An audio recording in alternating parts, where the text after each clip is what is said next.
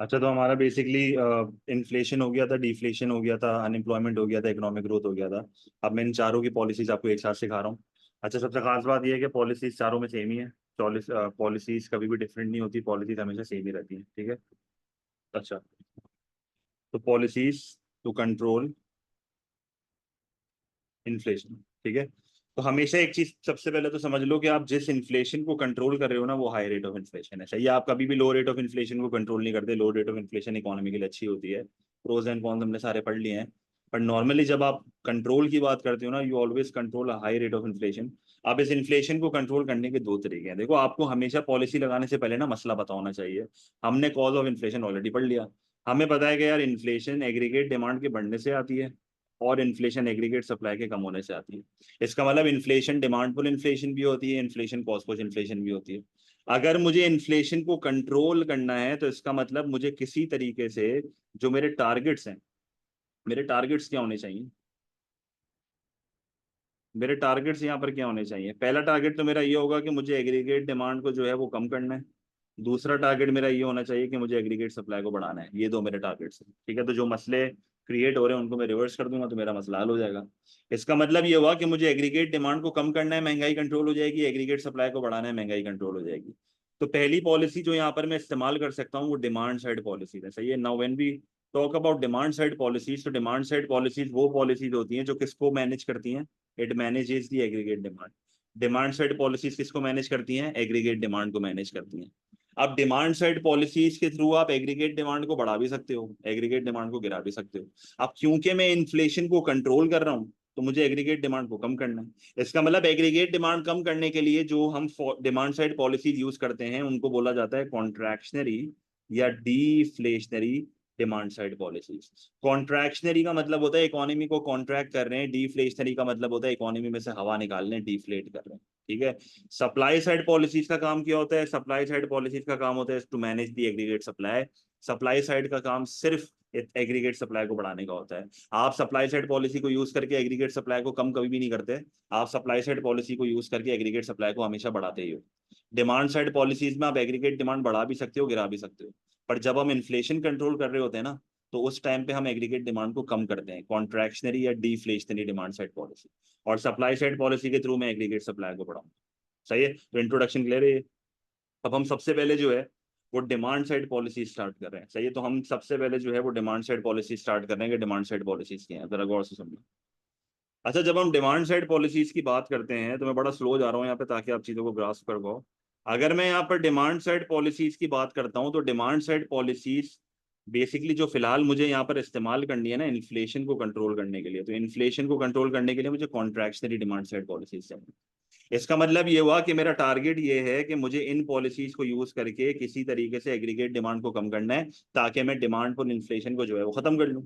इसका मतलब ये हुआ कि डिमांड साइड पॉलिसी में जो सबसे पहली पॉलिसी मैं यहाँ पर यूज कर सकता हूँ वो यहाँ पर मेरी होगी कॉन्ट्रैक्शनरी। जरा सुनना आप गौर से, कॉन्ट्रैक्शनरी फिस्कल पॉलिसी, सही है।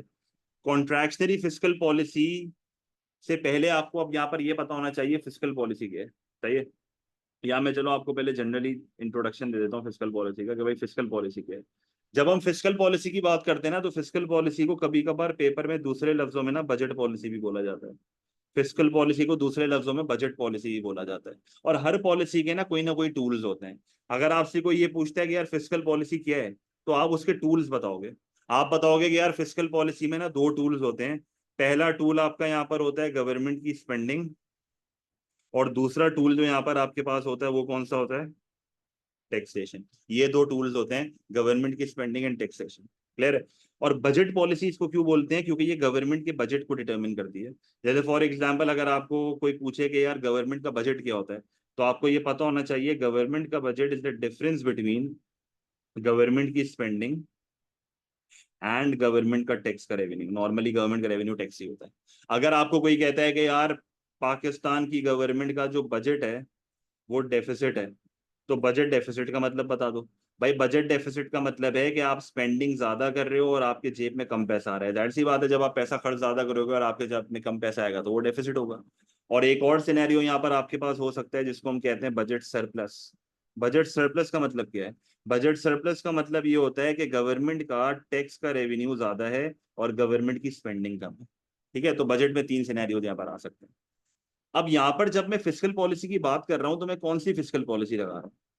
मैं यहाँ पर कॉन्ट्रैक्शनरी फिस्कल पॉलिसी लगा रहा हूँ। इसका मतलब जो फिस्कल पॉलिसी यहाँ पर मैं यूज कर रहा हूँ वो कॉन्ट्रैक्शनरी फिस्कल पॉलिसी यूज कर रहा हूँ, क्योंकि मुझे जो है वो एग्रीगेट डिमांड को कम करना है। इसका मतलब ये हुआ कि मुझे इस तरीके से पॉलिसी को इस्तेमाल करना है कि मैं किसी तरीके से एग्रीगेट डिमांड को कम करूं और महंगाई कंट्रोल हो जाए। सही है। तो कॉन्ट्रैक्शनरी फिस्कल पॉलिसी को यूज करके मेरा टारगेट ये है कि मुझे किसी तरीके से एग्रीगेट डिमांड को कम करना है। तो आप इसके टूल्स को इस्तेमाल करो। दो टूल्स मैंने बताए। पहला टूल आपका गवर्नमेंट की स्पेंडिंग है। अब मुझे अगर इन्फ्लेशन को कंट्रोल करना है, मुझे एग्रीगेट डिमांड को कम करना है, तो एग्रीगेट डिमांड की इक्वेशन अपने पास जो है ना वो हमेशा बंदा साइड पे लिख ले। क्या एग्रीगेट डिमांड की इक्वेशन है? मैं ऊपर एग्रीगेट डिमांड की इक्वेशन लिख रहा हूँ बिल्कुल अलग से। C+I+G+X-M। सही है, जरा गौर से देखना। मैं जो है वो सबसे पहले टारगेट कर रहा हूँ गवर्नमेंट की स्पेंडिंग को, मैं इसको कम कर दूंगा। मैं जैसे ही गवर्नमेंट की स्पेंडिंग को कम करूंगा तो जी इज पार्ट ऑफ 80। इसका मतलब जब आप एक इकोनॉमी में गवर्नमेंट की स्पेंडिंग कम करते हो ना, तो गवर्नमेंट जो है वो सब्सिडीज पे पैसा नहीं लगाएगी, गवर्नमेंट इंफ्रास्ट्रक्चर पे पैसा नहीं लगाएगी, गवर्नमेंट जो है वो इकोनॉमी में मल्टीपल चीजों पे पैसे नहीं लगाएगी। इसकी वजह से इकोनॉमी में एक डाउनवर्ड मल्टीप्लायर इफेक्ट आएगा। मतलब इकोनॉमी में इनकम्स भी कम होंगी, इकोनॉमी में आउटपुट भी कम होगा, इकोनॉमी में एम्प्लॉयमेंट भी कम होगी, इकोनॉमी में जो है वो एग्रीगेट डिमांड कम होगी, आपकी ग्रोथ ऑफ द इकोनॉमी जो है वो कम हो जाएगी। जाहिर सी बात है इकोनॉमी में लोग पैसे नहीं कमा रहे क्योंकि जॉब्स क्रिएट नहीं हो रही, क्योंकि गवर्नमेंट ने अपने प्रोजेक्ट्स वगैरह सब रोक दिए हैं। इससे आपकी इकोनॉमी में मजीद कंजम्पशन कम होगी, इससे आपका एग्रीगेट डिमांड जो है वो कम हो जाएगा। या तो आप उसको डायरेक्टली भी ये चीज चेन बना के कह सकते थे सिंपली कि भाई एडी कम हुआ, एडी के कम होने से जो है वो आपकी इकोनॉमी में ग्रोथ कम हुई, मजीद एडी कम हुई, क्योंकि देखो ये मल्टीप्लायर चल रहा होता है। ठीक है, आप डायरेक्टली भी पेपर में लिख सकते हो कि यार गवर्नमेंट की स्पेंडिंग कम हुई, जब जी कम होगा तो एडी कम होगा। सिंपल चेन भी बना सकते हो, मसला नहीं है। अगर लंबी करनी है तो फिर इस तरीके से होगी। इसी तरीके से एक और आपके पास टूल है टैक्सेशन। अच्छा, एक चीज अपने पास मेंशन कर लो। जब हम फिस्कल पॉलिसी की बात करते हैं तो हम फिस्कल पॉलिसी में नॉर्मली जो टैक्सेशन होता है ना वो डायरेक्ट होता है। सही है, वो डायरेक्ट टैक्सेशन होता है। अब डायरेक्ट टैक्सेशन में दो आते हैं। डायरेक्ट टैक्सेशन में एक आपके पास आता है इनकम टैक्स। आप इनकम टैक्स को क्या करोगे? बढ़ा दोगे। जैसे ही इनकम टैक्स को बढ़ा दोगे, पहले के मुकाबले में जो लोगों की डिस्पोजेबल इनकम होगी वो क्या हो जाएगी? कम। जैसे ही लोगों की डिस्पोजेबल इनकम कम होगी, लोग जो है वो पहले के मुकाबले में कंजम्पशन कम करेंगे। जब लोग कंजम्पशन करेंगे, कम करेंगे, तो इससे इकोनॉमी में एग्रीगेट डिमांड कम हो जाएगी। अगर आप इसको फर्दर और एक्सटेंड करना चाह रहे हो ना चेन को, तो आप बोलो जब डिस्पोजेबल इनकम कम होगी तो स्पेंडिंग कम होगी, स्पेंडिंग कम होगी तो कंजम्पशन कम होगी, मजीद एग्रीगेट डिमांड कम होगी। तो मेरा टारगेट ये है कि मैं एडी कम कर रहा हूँ यहाँ पे। क्लियर है ये चीज? इसी तरीके से आप गवर्नमेंट ये कह सकते हो कि यार गवर्नमेंट ने जो है वो कॉरपोरेशन टैक्स को बढ़ा दिया। अब कॉरपोरेशन टैक्स वो टैक्स होता है जो कंपनी के प्रॉफिट्स पे लग रहा होता है। ठीक है, तो जब कंपनी के प्रॉफिट पे टैक्स लग रहा होता है ना, तो आप ये कह सकते हो कि जैसे ही कॉरपोरेशन टैक्स बढ़ेगा तो पहले के मुकाबले में जो है वो कंपनी के रिटेन्ड प्रॉफिट्स कम हो जाएंगे। जब कंपनी के रिटेन्ड प्रॉफिट्स कम हो जाएंगे तो वो री इन्वेस्ट नहीं कर पाएंगे, तो इन्वेस्टमेंट कम होगी। इकोनॉमी में जो है वो ऑटोमेटिकली जो है वो आपकी एग्रीगेट डिमांड कम हो जाएगी, जिससे अगेन आपकी इकोनॉमी में इनकम्स वगैरह कम हो जाएगी। तो आप देखो कुल मिला के आपने जो है वो फिस्कल पॉलिसी के थ्रू सक्सेसफुली जो है वो एग्रीगेट डिमांड को कम कर दिया। आपने जैसे ही एग्रीगेट डिमांड को कम करा, जरा सुनना ये चीज, आपने जैसे ही एग्रीगेट डिमांड को कम करा, आपने सक्सेसफुली जो इन्फ्लेशन कंट्रोल कर ली, वो कौन सी कर ली? डिमांड पुल इन्फ्लेशन जो है वो आपने सक्सेसफुली कंट्रोल कर ली। क्लियर है ये चीज? तो मसला ठीक है। तो इनकम टैक्स आपने बढ़ा दिया, कॉर्पोरेशन टैक्स आपने बढ़ा दिया, जो कंपनी के प्रॉफिट्स पे लगता है, तो उससे रिटेन प्रॉफिट्स जो है वो कम हो जाएंगे। ठीक है। आहिल जब महीने में एक क्लास लेते हैं ना तो ये होता है। जो आप सवाल अभी पूछ रहे हो ना, बड़े शर्मनाक सवाल हैं वो। 10 दिन में पेपर है आपका, शर्म करो कुछ। क्लासों में आते नहीं हो तो ये हाल होता है फिर। बजट डेफिसिट का मतलब ये होता है कि भाई गवर्नमेंट की स्पेंडिंग ज्यादा है टैक्स रेवेन्यू के मुकाबले में। इसका मतलब गवर्नमेंट जो है वो पैसे ज्यादा खर्च कर रही है, जेब में उसके कम पैसे आ रहे हैं, तो जाहिर है बजट डेफिसिट होगा। सही है, लिख सकते हैं दावर बेटा, मसला नहीं है। सरप्लस का मतलब है कि भाई टैक्स ज्यादा आ रहा है और स्पेंडिंग कम हो रही है, तो जेब में ज्यादा पैसा आ रहा है और स्पेंडिंग कम हो रही है। क्लियर है ये चीज? मतलब वो तो इसके फर्दर एनालिसिस वाले पॉइंट है ना। मैंने सिर्फ इन्फ्लेशन कंट्रोल करना है तो मैंने सिर्फ 80 तक चेन बनाई है, अब 80 के आगे की भी चेन होगी। अब देखो सवाल 8 मार्क का आता है, अपने पास कॉपी में लिख लो ये। 8 मार्क का क्वेश्चन आता है, क्या फिस्कल पॉलिसी सक्सेसफुली इन्फ्लेशन को कंट्रोल कर लेती है? तो one part of the answer तो आपका ये होगा, क्या फिस्कल पॉलिसी सक्सेसफुली इन्फ्लेशन को कंट्रोल कर लेती है? तो one part of the answer तो आपका ये होगा, जहां पर आप बताओगे कि yes fiscal policy is able to control inflation effectively. आप जो है वो उसको सही से बता दोगे कि एडी वगैरह आपका जो कम हो जाता है।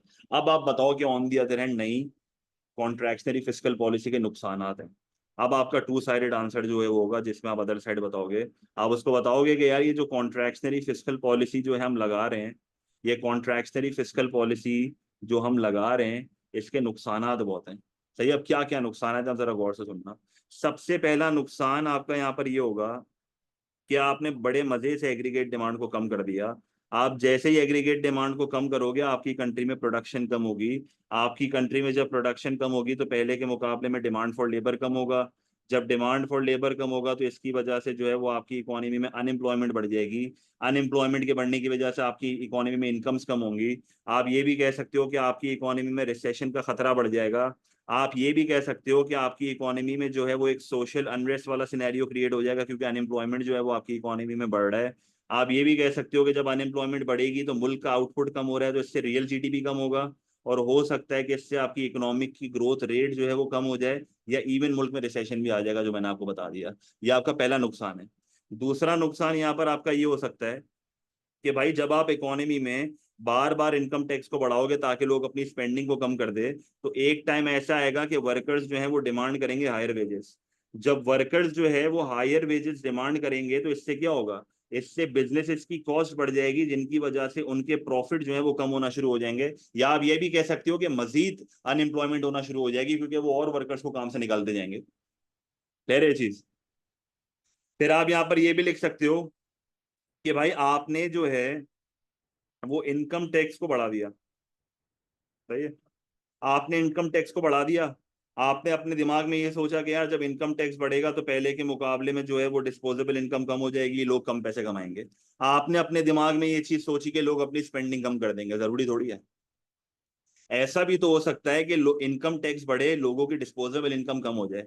ऐसा भी तो हो सकता है कि लोग अपनी सेविंग्स को रन डाउन कर लें, जितना भी टैक्स है वो अपनी सेविंग से दे दें, और अपनी स्पेंडिंग को क्या रखें, कंटिन्यू रखें। ये भी तो हो सकता है कि भाई तुम जितना भी टैक्स भर रहे हो वो अपनी सेविंग से भर रहे हो, और अपनी स्पेंडिंग पे कोई इफेक्ट नहीं आने दे रहे, अपनी स्पेंडिंग कंटिन्यू कर रहे हो। और वेस्टर्न कंट्रीज में नॉर्मली यही होता है, जब इनकम टैक्स बढ़ता है तो लोग अपने स्टैंडर्ड ऑफ लिविंग पे इफेक्ट नहीं आने देते, वो अपनी स्पेंडिंग को कम नहीं करते।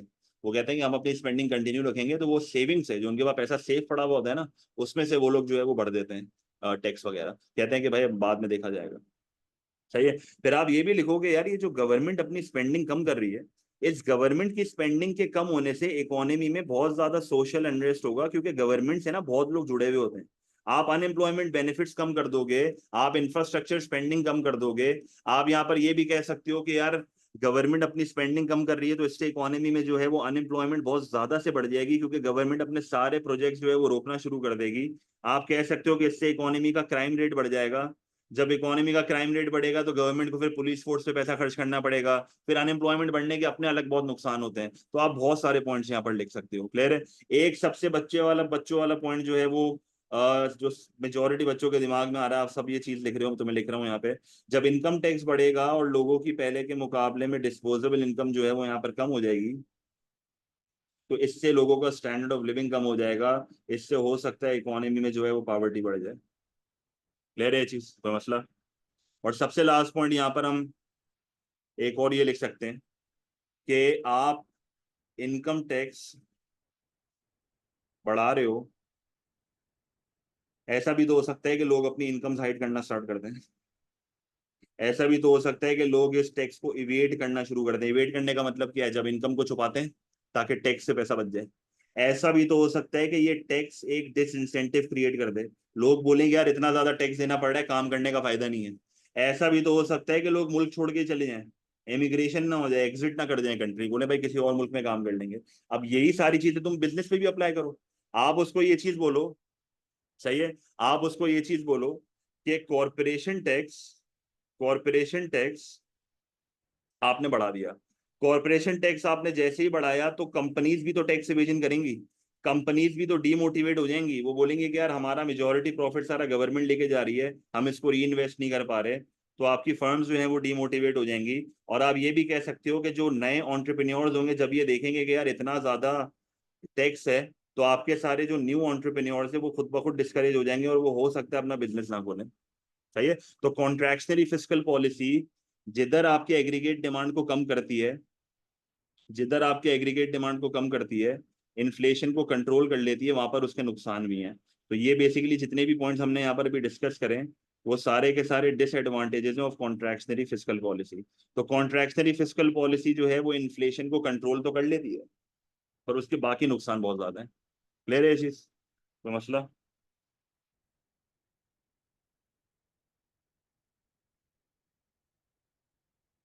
ठीक है। अब दूसरी पॉलिसी जो यहाँ पर आपके पास आती है वो कौन सी है? सही है, सुनते रहना बस। दूसरी डिमांड साइड पॉलिसी, ये भी डिमांड साइड पॉलिसी, देखो यहाँ पर मैं टू लिख रहा हूँ। जो आपकी दूसरी डिमांड साइड पॉलिसी है वो मॉनेटरी पॉलिसी है। ठीक है। अब पहले पॉलिसी का इंट्रोडक्शन ले लो भाई। पॉलिसी का इंट्रोडक्शन ये है कि मॉनेटरी पॉलिसी भी एक डिमांड साइड पॉलिसी है। इसका मतलब मॉनेटरी पॉलिसी से भी मैं एग्रीगेट डिमांड को मैनेज करूंगा। पर यहाँ पर आपको ये चीज पता होनी चाहिए कि when we talk about monetary policy, तो मॉनेटरी पॉलिसी के टूल्स क्या होते हैं, हर पॉलिसी के टूल्स पता होना जरूरी है। तो जब हम मॉनेटरी पॉलिसी के टूल्स की बात करते हैं तो यहाँ पर आप उसको क्या क्या टूल्स बताओगे? आप बोलो मॉनेटरी पॉलिसी का जो सबसे इंपॉर्टेंट टूल होता है वो होता है मनी सप्लाई। जो दूसरा टूल आपका होता है वो क्या होता है? Interest rate. और जो तीसरा टूल आपका होता है वो होता है एक्सचेंज रेट।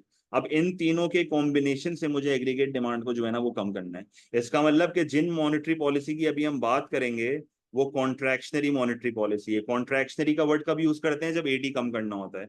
इसका मतलब अगर आपके पास पेपर में लिखा हुआ है कॉन्ट्रैक्शनरी मॉनेटरी पॉलिसी, इसका मतलब आपका टारगेट है कि आपको जो है वो एग्रीगेट डिमांड को क्या करना है? कम करना है। आप इन्फ्लेशन को कंट्रोल करना चाह रहे हो। तो आप उसको किस तरीके से समझाओगे ये पॉलिसी? जरा गौर से सुनना, बड़ी सिंपल है। आप उसको सबसे पहले बोलो कि गवर्नमेंट को अगर इकोनॉमी में महंगाई कम करनी है तो उसको पैसों की रोलिंग को क्या करना पड़ेगा? रोकना पड़ेगा, तो मनी सप्लाई कम होगी। जैसे ही आप पैसों की रोलिंग को रोकोगे, इकोनॉमी में मनी सप्लाई कम होगी, तो आपका इंटरेस्ट रेट जो है वो पहले के मुकाबले में बढ़ जाएगा। अब यहाँ पर आपने लिखना है और, या तो आप मनी सप्लाई कम करोगे या तो आप इंटरेस्ट रेट को बढ़ाओगे, दोनों में से कोई एक चीज होगी। एक बार मैं बता रहा हूँ, सुन लो ये। मनी सप्लाई जब कम होता है, इंटरेस्ट रेट ऑटोमेटिकली बढ़ जाता है। तो पहला तरीका क्या है कि आप मनी सप्लाई कम कर दो, इंटरेस्ट खुद ब खुद बढ़ जाएगा। दूसरा तरीका ये होता है कि मनी सप्लाई को छेड़ो ही ना, आप डायरेक्टली इंटरेस्ट रेट को बढ़ा दो। मनी सप्लाई को छेड़ो ही ना और डायरेक्टली इंटरेस्ट रेट को बढ़ा दो। तो दो ऑप्शन है आपके पास, either to reduce the money supply और to increase the interest rate directly. Clear है ये चीज? अब इंटरेस्ट रेट बढ़ने के बाद क्या होता है, आप जरा गौर से सुनना। इंटरेस्ट रेट बढ़ने के बाद क्या होगा? तीन चेंज होती है, मैंने आपको हमेशा याद करवाई है। सबसे पहले तुम बात करोगे सेवर्स के बारे में। तुम बोलोगे यार जैसे ही एक इकोनॉमी में इंटरेस्ट रेट बढ़ेगा ना तो सेवर्स जो है वो कूद के आएंगे। क्यों कूद के आएंगे? क्योंकि वो ये देखेंगे कि यार इंटरेस्ट रेट बढ़ रहा है, इसका मतलब रिटर्न ऑन सेविंग बढ़ रहा है। जब रिटर्न ऑन सेविंग बढ़ेगा तो इससे जो है वो इकोनॉमी में लोग पहले के मुकाबले में सेव करेंगे। सही है। और जब लोग जो है वो पहले के मुकाबले में सेव करेंगे तो इसकी वजह से जो है वो जाहिर सी बात है वो स्पेंड कम कर रहे हैं। जब वो स्पेंड कम कर रहे हैं तो कंजम्पशन कम हो जाएगी। इसी तरीके से आप उसको बोलो कि भाई जब इंटरेस्ट रेट बढ़ता है तो बोरोवर्स कम हो जाएंगे। सही है। बोरोवर्स क्यों कम हो जाएंगे? क्योंकि जब इंटरेस्ट रेट बढ़ता है तो पहले के मुकाबले में जो है वो आपकी जो कॉस्ट ऑफ बोरोइंग है वो बढ़ रही है। जैसे ही कॉस्ट ऑफ बोरोइंग बढ़ेगी तो पहले के मुकाबले में आप बोरो कम करोगे। जब आप बोरो कम करोगे तो कंजम्पशन भी कम होगी और इन्वेस्टमेंट भी कम होगी। और सबसे एंड में और सबसे इंपॉर्टेंट चेन, जब एक इकोनॉमी में इंटरेस्ट रेट बढ़ता है तो इंटरेस्ट रेट के बढ़ने की वजह से एक्सचेंज रेट भी बढ़ जाता है, क्योंकि बाहर से लोग आपकी कंट्री में आते हैं और बाहर से लोग आपकी कंट्री में आके पैसा सेव करते हैं। तो आपकी कंट्री में जो है वो पहले के मुकाबले में जो हॉट मनी फ्लोज होते हैं वो बढ़ जाते हैं। जब आपकी इकोनॉमी में जो है वो हॉट मनी फ्लोज बढ़ जाते हैं तो उस हॉट मनी फ्लोज के बढ़ने से क्या होता है कि लोग आपकी इकोनॉमी में पैसा सेव कर रहे हैं, लोग आपकी करेंसी की डिमांड को बढ़ाएंगे। तो जैसे ही लोग आपकी करेंसी की डिमांड को बढ़ाएंगे तो आपकी करेंसी की वैल्यू बढ़ जाएगी। मैंने आपको इंटरेस्ट रेट और एक्सचेंज रेट का रिलेशन जो है वो सिखाया था कि जब इकोनॉमी में इंटरेस्ट रेट बढ़ता है तो लोग आपकी इकोनॉमी में पैसा सेव करने आते हैं। इससे आपकी डिमांड फॉर करेंसी बढ़ती है जिसकी वजह से आपकी करेंसी की वैल्यू बढ़ जाती है। और आप ये भी कहते हो कि जब आपका इंटरेस्ट रेट बढ़ता है तो आपके डोमेस्टिक जो होते हैं ना वो सारा पैसा मुल्क के अंदर लेके आ जाते हैं, तो इससे सप्लाई ऑफ करेंसी भी कम होती है। ले रहे चीज। अब तुम आगे की चेन बताओ। जैसे ही एक करेंसी अप्रिशिएट होती है, जैसे ही एक करेंसी अप्रिशिएट होती है तो एक्सपोर्ट की प्राइसेस जो है वो क्या हो जाती हैं? ज्यादा और इम्पोर्ट की प्राइसेस जो है वो क्या हो जाती हैं, कम। जैसे ये करेंसी की वैल्यू बढ़ती है, जैसे ये करेंसी की वैल्यू बढ़ती है, तो उस करेंसी के वैल्यू के बढ़ने से जो है वो क्या होता है, उस करेंसी के वैल्यू के बढ़ने से जो है वो आपकी इकोनॉमी में जो है वो एक्सपोर्ट की प्राइसेस बढ़ जाती हैं और इंपोर्ट की प्राइसेस कम हो जाती हैं। अब इस चेन को आप फर्दर कैसे समझाओगे? आप इस चेन को फर्दर इस तरीके से समझा सकते हो कि जैसे ही एक्सपोर्ट की प्राइस बढ़ेगी तो एक्सपोर्ट की क्वांटिटी कम हो जाएगी, जिसकी वजह से एक्सपोर्ट का रेवेन्यू जो है वो क्या होगा, कम हो जाएगा। और जब इंपोर्ट की प्राइसेस कम होंगी तो इंपोर्ट की क्वांटिटी बढ़ जाएगी, जिसकी वजह से इंपोर्ट का एक्सपेंडिचर जो है वो कम हो जाएगा, सॉरी बढ़ जाएगा। तो इसकी वजह से क्या होगा, आपका बैलेंस ऑफ ट्रेड डेफिसिट होगा। क्यों बैलेंस ऑफ ट्रेड डेफिसिट हो रहा है? क्योंकि आपकी इकोनॉमी का इंपोर्ट जो है वो एक्सीड कर रहा है एक्सपोर्ट को। ठीक है, और ऐसे सिनेरियो में भी आपकी कंट्री के आउटफ्लोज इनफ्लोज से ज्यादा हो जाते हैं। सही है। अब मुझे बताओ, अगर मैं इन सारी चीजों को समराइज करूं, क्या क्या समराइज कर रहा हूँ, मैंने सी कम करा, मैंने आई कम करा, मैंने एक्स माइनस एम को भी कम कर दिया क्योंकि बीओटी डेफिसिट हो गया, तो कुल मिला के मेरी क्या हुआ? आप देखो कुल मिला के हो क्या रहा है। कुल मिला के अगर आप देखो तो सी भी कम हो रहा है, आई भी कम हो रहा है, एक्स माइनस एम कंबाइंड भी कम हो रहा है। ये सारी चीजें जब कम होती हैं तो इससे एग्रीगेट डिमांड क्या होता है, कम होता है। जैसे ही तुमने एग्रीगेट डिमांड कम करा, तुमने सक्सेसफुली डिमांड और इन्फ्लेशन को कंट्रोल कर लिया। अब सवाल क्या क्या आते हैं यहाँ पे, अभी एक रिसेंट सवाल मैंने फिजिकल क्लासेस में भी आप लोगों को कराया है। सवाल क्या है, सवाल क्या बनेगा यहाँ पे? क्या मॉनेटरी पॉलिसी, लिख लो कैटेगरीज बता रहा हूँ, कैटेगरीज बता रहा हूँ, लिख लो। क्या मॉनेटरी पॉलिसी इन्फ्लेशन कंट्रोल करने में कामयाब होती है? तो एक तरफ आपने बता दिया हाँ होती है, अब मैं डिसएडवांटेज बता रहा हूँ। सही सवाल सुन लो क्या क्या आता है। क्या मॉनेटरी पॉलिसी इन्फ्लेशन कंट्रोल कर सकती है? आप अग्री करोगे, ये सारे पॉइंट्स बताओगे, फिर डिसएडवांटेज में बता रहा हूँ। दूसरा सवाल, क्या एक सेंट्रल बैंक को, क्या एक सेंट्रल, क्योंकि आप इस चीज को समझो, ये मनी सप्लाई और इंटरेस्ट रेट कौन देखता है, सेंट्रल बैंक। क्या एक सेंट्रल बैंक को इंटरेस्ट रेट बढ़ाना चाहिए? तो ये क्या क्या सवाल बनते हैं। पहला सवाल, क्या मॉनेटरी पॉलिसी सक्सेसफुली इन्फ्लेशन को कंट्रोल कर सकती है? 8 मार्क का क्वेश्चन। क्या एक कंट्री की सेंट्रल बैंक को इंटरेस्ट रेट बढ़ाना चाहिए? 8 मार्क का क्वेश्चन। ये दो सवाल बनते हैं यहां से। अब मैं आपको यहाँ पर जो है वो नुकसान बता रहा हूँ भाई, नुकसान क्या है, क्या नुकसानात हैं जब एक इकोनॉमी में आप जो है वो मॉनेटरी पॉलिसी लगा तो देते हो। अच्छा, मॉनेटरी पॉलिसी का एक और फायदा, मुझे बहुत अच्छा पॉइंट एक स्टूडेंट ने बता दिया, बहुत बेहतरीन भाई। आप जो है वो यहाँ पर उसको एक और बहुत बेहतरीन पॉइंट लिख सकते हो, आप नोट करो, यहाँ पर इंपोर्ट की प्राइसेस कम हो रही हैं, करेंसी के बढ़ने से इंपोर्ट की प्राइसेस कम हो रही हैं। अगर ये कोई रॉ मटेरियल होता तो मुझे फायदा होता, नुकसान होता? अगर ये कोई रॉ मटेरियल होता तो मेरा फायदा है, नुकसान है? बेटा इंपोर्ट सस्ता हो रहा है, और अगर ये कोई रॉ मटेरियल है तो मेरा फायदा है, नुकसान है? सोच के बताओ, बड़ा सिंपल सा सवाल है। रॉ मटेरियल सस्ता पड़ेगा ना, रॉ मटेरियल सस्ता पड़ेगा तो फायदा है।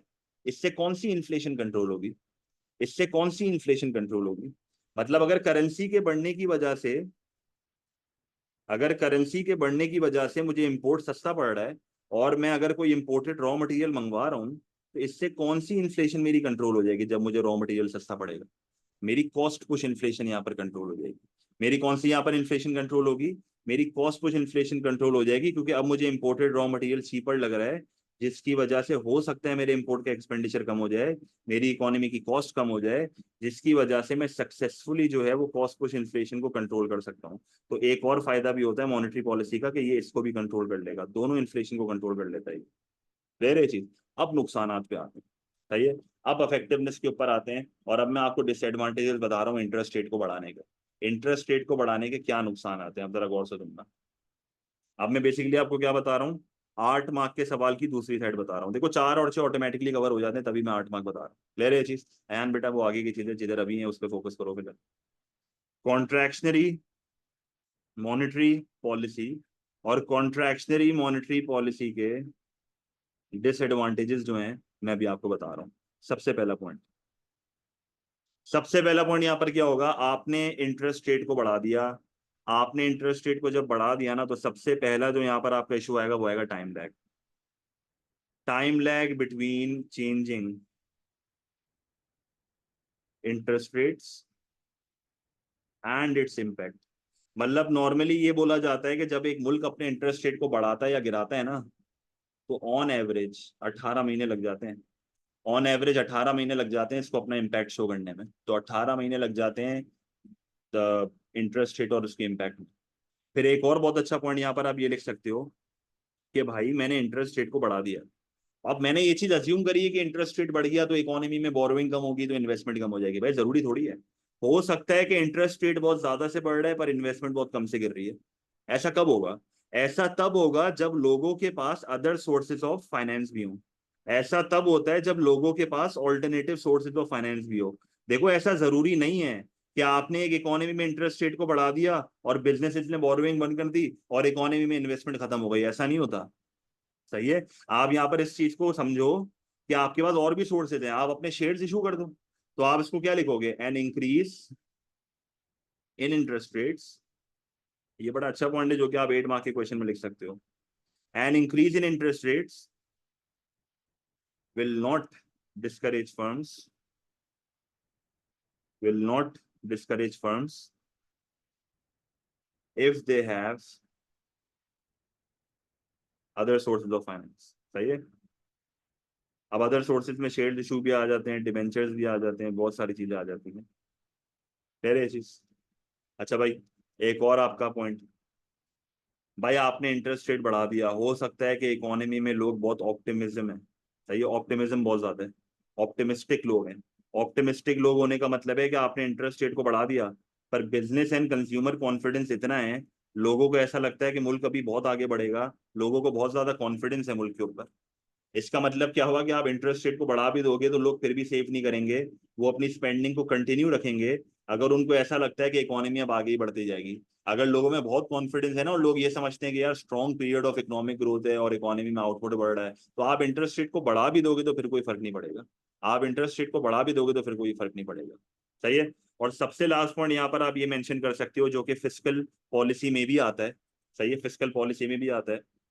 मैं आपको कंबाइन करके ये एक पॉइंट बता रहा हूँ। एक नुकसान जो मैं आपको बता रहा हूँ ना, सही है, एक नुकसान जो मैं यहाँ पर आपको बता रहा हूँ ना वो कॉमन है। सही है, एक नुकसान यहाँ पर मैं आपको बता रहा हूँ वो कॉमन है। वो फिस्कल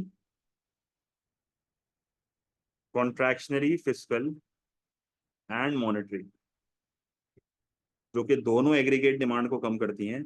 इनका एक कॉमन डिसएडवांटेज है जो मैं साथ बता रहा हूँ और आप लाजमी तौर पे उसको आंसर पे मेंशन करोगे, इसके बहुत क्रेडिट है। सही है। इनका कॉमन नुकसान क्या है? इनका कॉमन नुकसान ये होता है कि जब आप एग्रीगेट डिमांड को कम करवाते हो, जब आप एग्रीगेट डिमांड को कम करवाते हो तो एग्रीगेट डिमांड के कम होने की वजह से आपकी इकोनॉमी में प्रोडक्शन कम हो जाती है, जिसकी वजह से डिमांड फॉर लेबर कम हो जाता है और जिसकी वजह से अनएम्प्लॉयमेंट बढ़ जाता है। अब जरा सुनना, कंबाइंड पॉइंट बता रहा हूँ। अनएम्प्लॉयमेंट बढ़ जाएगी। जैसे ही अनएम्प्लॉयमेंट बढ़ेगी तो आपकी इकोनॉमी में जो है वो मजीद आउटपुट कम होगा, जिसकी वजह से जिसकी वजह से आपका इकोनॉमिक ग्रोथ का ऑब्जेक्टिव भी पूरा नहीं होगा। भाई इकोनॉमिक ग्रोथ भी नहीं होगी। इसका मतलब यहाँ पर ये हुआ कि कुल मिला के गवर्नमेंट का दो ऑब्जेक्टिव्स यहाँ पर पूरे नहीं हो रहे। कौन से दो ऑब्जेक्टिव्स गवर्नमेंट के पूरे नहीं हो रहे यहाँ पे? अच्छा, फिर अनएम्प्लॉयमेंट बढ़ने के फर्दर बहुत इफेक्ट्स हैं, वो आप पेपर में एनालाइज कर सकते हो। भाई गवर्नमेंट के कौन से दो ऑब्जेक्टिव्स यहाँ पर पूरे नहीं हो रहे? गवर्नमेंट का फुल एम्प्लॉयमेंट का ऑब्जेक्टिव पूरा नहीं हो रहा, गवर्नमेंट का इकोनॉमिक ग्रोथ का ऑब्जेक्टिव पूरा नहीं हो रहा, पर गवर्नमेंट का एक ऑब्जेक्टिव पूरा हो रहा है और वो कौन सा है? प्राइस स्टेबिलिटी का, क्योंकि आप सक्सेसफुली इन्फ्लेशन को क्या कर रहे हो? कंट्रोल। इसका मतलब क्या हुआ कि प्राइस स्टेबिलिटी का ऑब्जेक्टिव कॉन्फ्लिक्ट करता है with these two policies, with these two objectives. इसका मतलब क्या हुआ कि हमेशा इस चीज को याद रखना कि contractionary fiscal and monetary policy conflicting policies होती हैं। वो आपके एक ऑब्जेक्टिव को तो अचीव कर देगी पर बाकी ऑब्जेक्टिव्स को अचीव नहीं करेगी। या आपके एक ऑब्जेक्टिव को तो अचीव करवा देगी, दैट इज प्राइस स्टेबिलिटी, पर शायद आपके बाकी ऑब्जेक्टिव्स अचीव ना हो। आप पेपर में एक बड़ा सिंपल सा बच्चों वाला ग्राफ भी यहाँ बना सकते हो कि आप वाई एक्सिस पे लिख दो प्राइस लेवल, एक्स एक्सिस पे यहाँ पर आप लिख दो रियल जीडीपी, आप जो है वो फिर एडी और एएस बनाओ। ठीक है, ये ग्राफिकली बहुत अच्छा आपको समझ आ जाएगा। यहाँ पर आपने लिखा एग्रीगेट सप्लाई, यहाँ पर आपने लिखा एग्रीगेट डिमांड और ये आ गई इक्विलिब्रियम। आपने क्या करा? आपने एडी कम करके दिखा दिया। जैसे ही आपने एग्रीगेट डिमांड जो है वो कम करके दिखा दी तो आप देखो इकोनॉमी में प्राइस लेवल तो कम हो गया, प्राइस स्टेबिलिटी तो अचीव हो गई, पर आप देखो इकोनॉमिक ग्रोथ की बैंड बच गई। एम्प्लॉयमेंट की बैंड बच गई। तो देखो इसी से आप कॉन्फ्लिक्टिंग ऑब्जेक्टिव समझा सकते हो। सही है। अनएम्प्लॉयमेंट के डिसएडवांटेज भी लिख सकते हो बिल्कुल। तो प्राइस लेवल कम हो गया तो इन्फ्लेशन कंट्रोल हो गई, प्राइस स्टेबिलिटी का ऑब्जेक्टिव अचीव हो गया। पर ये जो रियल जीडीपी कम हो रहा है ना, ये मेरे मुल्क की बैंड बजा रहा है, क्योंकि यहाँ पर मेरा फुल एम्प्लॉयमेंट का भी ऑब्जेक्टिव अचीव नहीं हो रहा, यहाँ पर मेरा इकोनॉमिक ग्रोथ का भी ऑब्जेक्टिव अचीव नहीं हो रहा। क्लियर है ये चीज, कोई मसला, कोई टेंशन?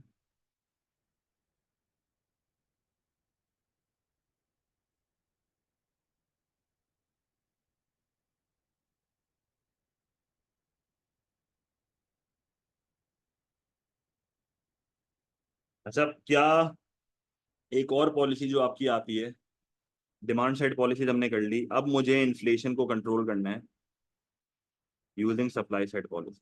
सही है। अब मैं सप्लाई साइड पॉलिसी, अब सप्लाई साइड पॉलिसी का काम होता है एग्रीगेट सप्लाई को बढ़ाना। सप्लाई साइड पॉलिसी का काम होता है एक कंट्री के प्रोडक्टिव पोटेंशियल को बढ़ाना। Supply side policy aggregate demand को कम नहीं करता। सप्लाई साइड पॉलिसी जो है वो कंट्री में एग्रीगेट सप्लाई को बढ़ाता है। सप्लाई साइड पॉलिसी का मकसद होता है non inflationary growth. Supply side policy का मकसद क्या होता है? Non inflationary growth. यहाँ पर आपका मकसद ये होता है कि आपको जो है वो इकोनॉमी में महंगाई भी कम करनी है, प्राइस स्टेबिलिटी का भी ऑब्जेक्टिव अचीव करना है। यहाँ पर आपको जो है वो इकोनॉमी में प्राइस स्टेबिलिटी का भी ऑब्जेक्टिव अचीव करना है। यहाँ पर आपको इकोनॉमी में जो है वो फुल एम्प्लॉयमेंट का भी ऑब्जेक्टिव अचीव करना है। यहाँ पर आपको जो है वो इकोनॉमी में इकोनॉमिक ग्रोथ का भी ऑब्जेक्टिव अचीव करना है। सही है। तो यहाँ पर जो है आपने जो है वो यहाँ पर सबसे पहले जो है वो बड़ा बेसिक सा ग्राफ बनाना है। यहाँ पर आपने सबसे पहले लिखना है प्राइस लेवल, यहाँ पर आपने लिखना है रियल जीडीपी। ठीक है। ये आपने बना दिया एडी और एएस। ठीक है। तो यहाँ पर आपने लिखा price, real GDP, aggregate supply, aggregate demand और ये इक्विलिब्रियम। आपने क्या करा? आपने एग्रीगेट सप्लाई को राइटवर्ड शिफ्ट किया। अब देखो जैसे ही एग्रीगेट सप्लाई राइटवर्ड शिफ्ट होगा ना, तो कंट्री में एक तो महंगाई भी कंट्रोल हो रही है, दूसरा आप देखो रियल जीडीपी भी बढ़ रहा है। इसका मतलब आपने सक्सेसफुली जो है वो महंगाई भी कम कर दी, और आपने सक्सेसफुली जो है वो इकोनॉमिक ग्रोथ और फुल एम्प्लॉयमेंट का भी ऑब्जेक्टिव अचीव कर लिया। इसका मतलब ये हुआ कि सप्लाई साइड पॉलिसीज जो होती है ना, सप्लाई साइड पॉलिसीज, इसकी सबसे अच्छी बात ये होती है कि ये वो पॉलिसीज हैं जो नॉन कॉन्फ्लिक्टिंग पॉलिसीज हैं। ये वो पॉलिसीज हैं जो नॉन कॉन्फ्लिक्टिंग पॉलिसीज होती हैं। अब ऐसी कौन सी पॉलिसीज हैं जिसके थ्रू मैं जो है वो ये अपना काम कर सकता हूँ? ऐसी कौन सी पॉलिसीज है जिसके थ्रू मैं अपना ये काम कर सकता हूँ? तो मैं क्या करूंगा, मैं यहाँ पर जो है वो सबसे पहला सबसे सिंपल यहाँ पर उसको टूल बता सकता हूँ। अब मैं आपको टूल्स बता रहा हूँ। मेरा सबसे पहला यहाँ पर टूल होगा education and training. Education and training के थ्रू जो है मैं वर्कर की स्किल्स बढ़ाऊंगा। जैसे ही वर्कर की स्किल्स बढ़ेंगी तो पहले के मुकाबले में प्रोडक्टिविटी बढ़ेगी। प्रोडक्टिविटी बढ़ेगी तो कॉस्ट कम होगी, कॉस्ट कम होगी तो एग्रीगेट सप्लाई बढ़ेगा, एग्रीगेट सप्लाई बढ़ेगा तो इकोनॉमी में जो है वो पहले के मुकाबले में प्राइस लेवल कम होगी, महंगाई भी कंट्रोल हो गई, फुल एम्प्लॉयमेंट का भी ऑब्जेक्टिव अचीव हो जाएगा। फिर एक और पॉलिसी यहाँ पर अपन जो यूज कर सकते हैं वो यहाँ पर ये हो सकती है, आप बोलो डीरेगुलेशन। आप क्या बोलोगे? डीरेगुलेशन। सही है। डीरेगुलेशन में यहाँ पर क्या होगा? डीरेगुलेशन में यहाँ पर ये होगा कि आपने जो है ना वो बेसिकली रूल्स एंड लॉज कम कर दिए। अब रूल्स एंड लॉज आपने किस चीज के कम कर दिए? आपने जो है वो बिजनेस की एंट्री आसान कर दी, आपने low barriers to entry and exit कर दिया है। Low barriers to entry and exit का मतलब है कि आप आसानी से फर्म्स को जो है वो मार्केट में आने दे रहे हो, आप जो है वो कंपटीशन क्रिएट कर रहे हो। आप रूल्स एंड रेगुलेशन कम करके जो है वो फर्म्स को एनकरेज कर रहे हो ताकि वो मार्केट में एंटर करें। वो जैसे ही मार्केट में एंटर करेंगे तो और बिजनेसेस खुलेंगे। जब और बिजनेसेस खुलेंगे इसका मतलब एंटरप्राइज बढ़ रहा है, बिजनेसेस और खुल रहे हैं, एंटरप्रेन्योर्स आ रहे हैं। इसकी वजह से जो है वो पहले के मुकाबले में कंपटीशन जो है वो बढ़ेगा। जब कंपटीशन बढ़ेगा इसकी वजह से जो है वो इकोनॉमी में प्राइस लेवल कम होगा। जब प्राइस लेवल कम होगा तो आप यही भी कह सकते हो कि इकोनॉमी में चॉइसेस भी लोगों के पास बढ़ेंगी, क्योंकि मल्टीपल ऑप्शंस आ रहे हैं। आपने महंगाई भी कंट्रोल कर ली, आपने इकोनॉमिक ग्रोथ और फुल एम्प्लॉयमेंट का ऑब्जेक्टिव भी अचीव कर लिया। क्लियर है ये चीज? अच्छा भाई, उसके अलावा आप और क्या बता सकते हो? और यहाँ पर आप बता सकते हो कि भाई गवर्नमेंट जो है वो यहाँ पर काम कर सकती है प्राइवेटाइजेशन के ऊपर। गवर्नमेंट किस पे काम कर सकती है? प्राइवेटाइजेशन। भाई प्राइवेटाइजेशन क्या होता था? प्राइवेटाइजेशन का मतलब ये होता था कि जब आप एक इदारा जो है वो प्राइवेट सेक्टर के हाथ में दे देते हो, और जब आप प्राइवेट सेक्टर के हाथ में दे देते हो तो प्राइवेट सेक्टर को आपने इदारा बेच दिया, उसका ऑब्जेक्टिव होता है प्रॉफिट का। जब उसका ऑब्जेक्टिव होता है प्रॉफिट का तो वो एफिशिएंसी से काम करता है। जब वो एफिशिएंसी से काम करता है, प्राइवेटाइजेशन हो जाती है, तो मार्केट का कंपटीशन भी बढ़ता है। आप ये भी कह सकते हो कि सब जो है वो इनोवेशन करेंगे ताकि आगे बढ़ सकें। इसकी वजह से जो है वो प्रोडक्ट्स की क्वालिटी भी बढ़ती है। और जाहिर सी बात है प्राइस लेवल तो वैसे ही कम होनी है, क्योंकि मार्केट में एफिशिएंसी भी बढ़ रही है, मार्केट में वेस्टेज भी कम हो रही है, मार्केट में कंपटीशन भी बढ़ रहा है। तो प्राइवेटाइजेशन के फायदे होते हैं। फिर आप ये भी कह सकते हो कि government can work on research and development. अब ये मैं आपको इसलिए इतने सारे इसलिए बता रहा हूँ कि जो आपको सबसे आसान लगेगा आप याद कर लेना। रिसर्च एंड डेवलपमेंट का मतलब ये हुआ कि आप जो है वो टेक्नोलॉजिकल एडवांसमेंट के ऊपर काम कर रहे हो। जब आप टेक्नोलॉजिकल एडवांसमेंट पे काम करोगे तो मशीन्स वगैरह जो है वो आपकी कॉस्ट कम कर देगा। जब वो आपकी कॉस्ट कम कर देगा तो इससे भी आपकी इकोनॉमी में आउटपुट बढ़ता है, सप्लाई बढ़ती है, और उसकी वजह से भी आपकी इकोनॉमी में महंगाई जो है वो कंट्रोल हो जाती है। फिर आप यहाँ पर ये भी लिख सकते हो कि आप ट्रेड यूनियन रिफॉर्म्स कर दो। आपको याद होगा मैंने आपको ये बताया था कि trade union can cause both demand pull and cost push inflation. Trade union cost push inflation कैसे कॉज करती है? जब वो अपनी बार्गेनिंग पावर का अपना नाजायज फायदा उठाती है, और वो ब्लैकमेल करती है प्रोड्यूसर्स को कि भाई हमारे वर्कर की वेजेस को बढ़ाओ वरना हम स्ट्राइक पे बैठ जाएंगे। ट्रेड यूनियन रिफॉर्म्स का मतलब ये होता है कि गवर्नमेंट अपनी लेजिस्लेशन के थ्रू ट्रेड यूनियन की पावर को कम कर रही है, रूल्स लगा रही है और ट्रेड यूनियन की पावर को कम कर रही है। जब आप ट्रेड यूनियन की पावर को कम करोगे ना, ऑटोमेटिकली वेजेस कम हो जाएंगे, क्योंकि वो बार बार वेजेस बढ़वाने आएंगे ही नहीं, क्योंकि उनकी पावर ही नहीं होगी। इससे जो है वो इकोनॉमी में कॉस्ट कम होगी, और इससे भी जो है आप कह सकते हो इकोनॉमी का प्राइस लेवल कम हो जाएगा। उसके अलावा सबसे घिसा पिटा बच्चों वाला पॉइंट, प्रोड्यूसर को सब्सिडी प्रोवाइड करो, कॉस्ट कम हो जाएगी, सप्लाई को बढ़ा देगा, उससे भी प्राइस लेवल कम हो जाएगी। एक और घिसा पिटा पॉइंट, इनडायरेक्ट टैक्स को कम कर दो। इनडायरेक्ट टैक्स को कम कर दोगे तो फर्म्स को इंसेंटिव मिलेगा, उनकी कॉस्ट कम हो जाएगी, वो पहले के मुकाबले में सप्लाई सप्लाई बढ़ा देंगे, इकोनॉमी का आउटपुट बढ़ जाएगा, प्राइस लेवल कम हो जाएगा। तो इतनी सारी यहाँ पर आपके पास पॉलिसीज हैं, पर जाहिर सी बात है जिधर इतनी सारी पॉलिसीज हैं वहां पर भर भर के नुकसान भी होंगे। जिधर इतनी सारी पॉलिसीज आ रही हैं वहां पर जो है वो भर भर के नुकसान भी हैं। भाई भर भर के क्या नुकसान होंगे बताएं जरा। आप सबसे पहला पॉइंट और सबसे आसान पॉइंट तो यहाँ पर यही बताओगे कि भाई हम जिन पॉलिसीज की यहाँ पर अभी बात कर रहे हैं ना, ये सारी बहुत एक्सपेंसिव हैं। ये एक्सपेंसिव है भाई, पैसा बहुत लगता है सप्लाई साइड पॉलिसी पे। सप्लाई साइड पॉलिसी की अपॉर्चुनिटी कॉस्ट बहुत ज्यादा है। Supply side policy time taking बहुत है, बहुत ज्यादा वक्त लगता है यहाँ पे। फिर आप ये भी लिखो कि आप फर्म्स को प्राइवेटाइज कर दोगे तो मोनोपोली क्रिएट नहीं हो जाएगी, इससे तो और ज्यादा इकोनॉमी में महंगाई हो जाएगी। आप डीरेगुलेशन करोगे, नई फर्म्स मार्केट में एंटर होंगी, new firms will most likely fail. New firms will most likely fail, जिसकी वजह से आपकी रिसोर्सेज जो है ना वो वेस्ट होंगे। टेक्नोलॉजिकल एडवांसमेंट वही बात है ना बेटे, टेक्नोलॉजिकल एडवांसमेंट से ऐसा भी हो सकता है कि भाई आपकी मशीन्स वर्कर्स को रिप्लेस कर लेगी, अनएम्प्लॉयमेंट ना हो जाए। ले रहे चीज। तो जिधर फायदे हैं उधर जो है वो आप नुकसानात के बारे में भी बात करोगे, जिधर फायदे हैं उधर आप जो है वो नुकसानात के बारे में भी बात करोगे। ले रहे चीज, कोई मसला है यहाँ तक?